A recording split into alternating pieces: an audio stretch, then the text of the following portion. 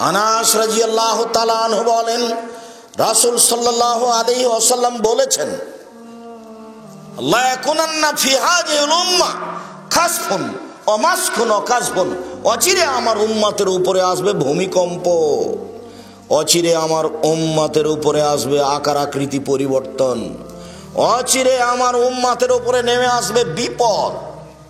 হঠাৎ করে বুঝলাম না, জমির দাম 12 লক্ষ, রেজিস্ট্রি খরচ 10 লক্ষ, এই টাকাটা কিসের? 10 লক্ষ রেজিস্ট্রি খরচ, এটা কিসের টাকা?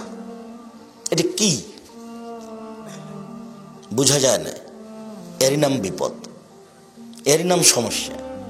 অবাক, গরুর গোস্ত 650-700 টাকা কেজি, এটা কি জিনিস? এটা তেল ছিল 70 টাকা লিটার, তাই নাকি 131 টাকা লিটার, 200 টাকা লিটার, সব মিলে কত কি আপনি হিসাব করতে পারবেন না। বিপদ নেমে এসেছে, আরো নামবে। সম্মানিত দ্বীনি ভাই বোন, রাসূল সাল্লাল্লাহু আলাইহি ওয়াসাল্লাম বলেন, আমার উম্মতের উপরে 3টা বিপদ নেমে আসবে। 1, ভূমিকম্প হবে। 2, আকার আকৃতি পরিবর্তন হবে, শোর বানর হয়ে যাবে।